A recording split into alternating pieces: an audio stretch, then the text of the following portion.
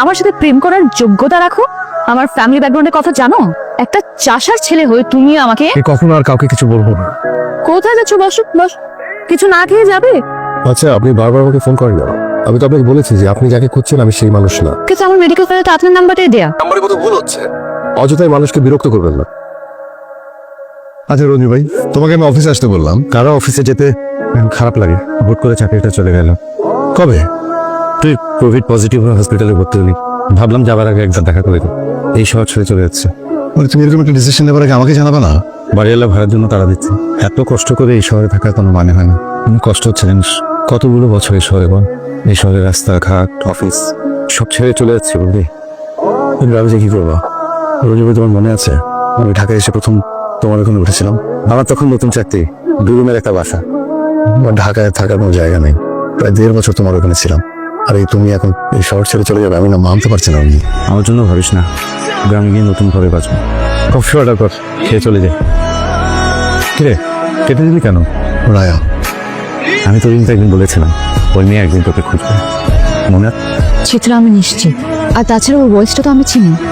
এত বছর পর একটা মানুষের ভয়েস তোর মেমোরিতে আছে? বাবা যা যা বলেছে সবকিছুই শিহাবের সাথে মিলে যায়। এটা শিহাব ছাড়া অন্য কেউ হতেই পারে না। কিছু একটা কর। কফি খেতে ডেকেছিস, আগে কফি খাওয়া। তুই ওর সাথে দেখা করতে চাচ্ছিস কেন? 4-5 বছর আগে ওর সাথে তুই যা করেছিলি। ভাবতে চিত্রা, আমি একটা দুঃস্বপ্ন থেকে জেগে উঠতে চাইছি। একটি মহামারী এসে পৃথিবীর সবকিছু কিভাবে বদলে দিল দেখ। মানুষের জীবন যে কতটা ঠুনকো সেটা এখন আমি খুব ভিতর থেকে বুঝতে পারছি। কি ভয়ঙ্কর ঘৃণা ছিল আমার মধ্যে। কিরকম অহংকার একটা মেয়ে ছিলাম আমি। কিরে কোথাও যাচ্ছিস? বিজনেস ফ্যাকাল্টির মেয়ে, নাম রায়া। দেখতে অনেক সুন্দর, অনেক বড় লোকের মেয়ে। চেষ্টা করে দেখ। আমাকে সঙ্গে গাড়িটাও নিয়ে যেতে বলেছে। কোনো কারণে নার্ভাস, তুই যাওয়ার পরে নার্ভাস হয়ে যেতে পারি। তারপর রায়া, তুই কি করতে চাচ্ছিস আমাকে একটু বলবি? আরে আসুক না। হাই, দাঁড়িয়ে আছো কেন? বসো। প্রায় আমাদের ফ্যাকাল্টির সামনে গিয়ে দাঁড়িয়ে থাকো। আমার ধারণা আমাকে দেখার জন্য দাঁড়িয়ে থাকো। আজ আমি তোমার সামনে বসে আছি কিন্তু তুমি আমার দিকে তাকাচ্ছ না। কবিতা এনেছো? শোনাও। আমি শোনাতে পারবো না। আরে বাবা, কই দেখি দেখি তো একটু। আমি ইমপ্রেসড।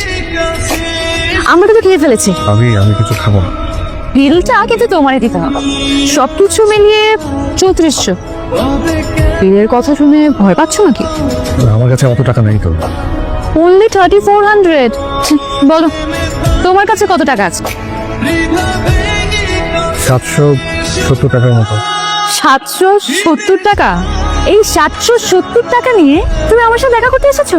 আদৌ 770 আছে নাকি তারও কম? দেখাও। আচ্ছা নোংরা কেন ওর টাকা? আমাকে নিয়ে তোমরা মজা করছো? আমরা মজা করছি? আর তুমি কি করেছো? তুমি অনুরূপকে বলেছো তুমি নাকি আমাকে ভালোবাসো। এই বলেছি। এখন তোমার মনে হচ্ছে তুমি আমার সাথে প্রেম করার যোগ্যতা রাখো? আমার ফ্যামিলি ব্যাকগ্রাউন্ডের কথা জানো? কি জানি? জেনে শুনে 770 টাকা নিয়ে স্বপ্নটা একটু বড় হয়ে যায়নি? আমি প্রেম করতে চাইনি, আমি শুধু বলেছি ভালোবাসি। Alright, I am sorry. এই ব্লেজারটা আগে তো কখনো দেখিনি। তোমার নাকি? জানতাম। পুরো ইউনিভার্সিটিতে বলে বেড়াচ্ছ তুমি আমাকে ভালোবাসো। একই ইউনিভার্সিটিতে পড়লে সবাই সমান হয়ে যায়? কি করে তোমার বাবা? শুনেছি কৃষি কাজ করে। তাও নাকি অন্যের জমিতে। একটা চাষার ছেলে হয়ে তুমি আমাকে কখনো আর কাউকে কিছু বলবো না। কোথায় যাচ্ছ? বসো বস। কিছু না খেয়ে যাবে? মেয়েদের মতো কাঁদছো কেন তুমি? কি খাবে বলো? আচ্ছা, এই যে এত এত কবিতা লিখেছো আমার জন্য, তুমি এগুলোই খাও। একটু বাড়াবাড়ি পেয়ে যাচ্ছে। খাও, খা। আরো খাবে? খাও, খাও। শিহাব, সেই কখন থেকে জানালার কাছে দাঁড়িয়ে আছিস? বড় লোকের মেয়ের সঙ্গে ডেটিং করতে গিয়েছিস, কই এসে তো কিছু বললি না? রঞ্জু ভাই, আমি তো একটা চাষার ছেলে। একটা চাষার ছেলে হয়ে এত বড় লোকের মেয়ের সাথে প্রেম করার স্বাদ আমার কি করে হলো? আমি এত বড় ভুল কি করে করলাম? কি কি হয়েছে? আমি সত্যি একটা বোকা। আমি এরকম করিস না, প্লিজ বল আমাকে। ছোটবেলায় পড়িসনি জসিমউদ্দিনের সেই কবিতা? এই গায়ের এক চাষার ছেলে, লম্বা মাথার চুল, কালো মুখে কালো ভ্রমর, কিসের রঙিন ফুল, জালি লাউয়ের ডগার মতো বাহু দুখান সরু, জনম কালো মরণ কালো কালো ভুবনময়, চাষিদের ওই কালো ছেলেই সব করেছে জয়। সব করেছে জয়। একদিন ওই মেয়ে এই চাষার ছেলের পথ চেয়ে বসে থাকবে। আমার কথা মিলে গেল তো, ওই রাজকন্যাই আর এই চাষার ছেলেকে খুঁজছে। গল্পটা বল শুনি, তোকে খুঁজছে কেন?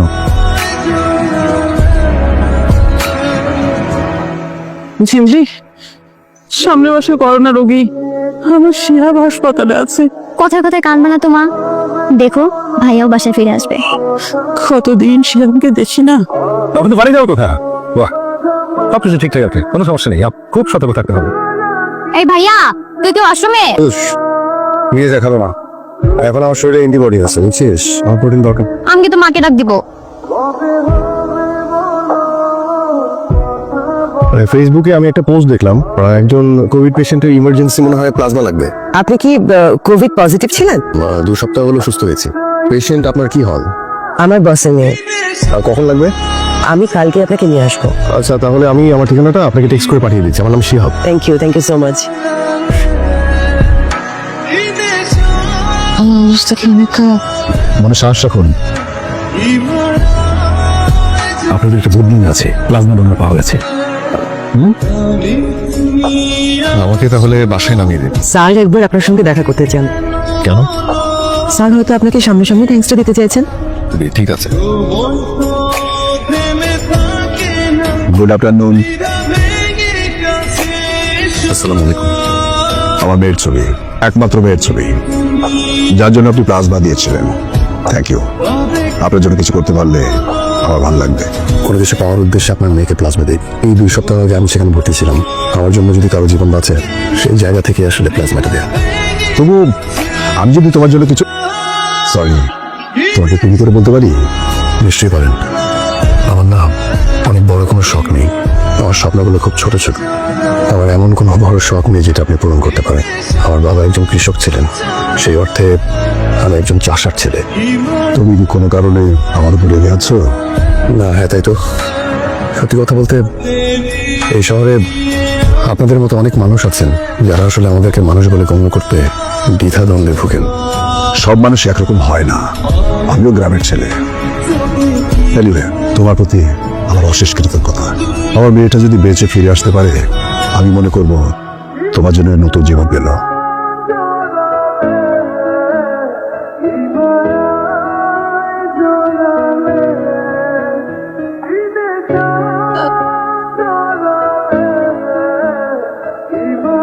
শিয়া বলছেন? জি, আপনি কি বলছেন? আমি সেই পেশেন্ট। কিছু বলছেন না যে?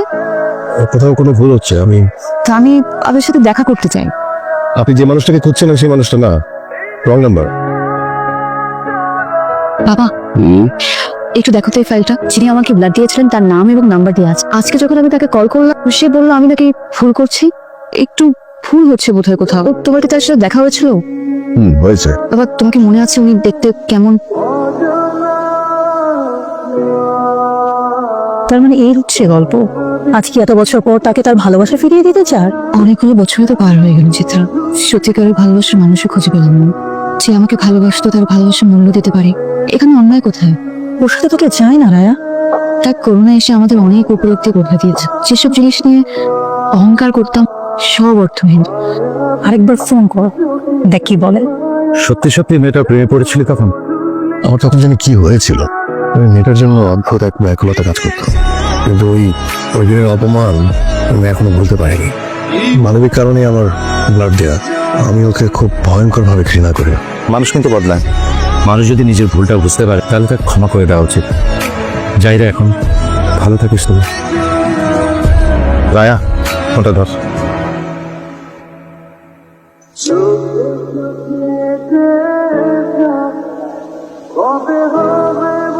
কেমন আছো শিয়া? আমাকে চিনতে পারছো তো?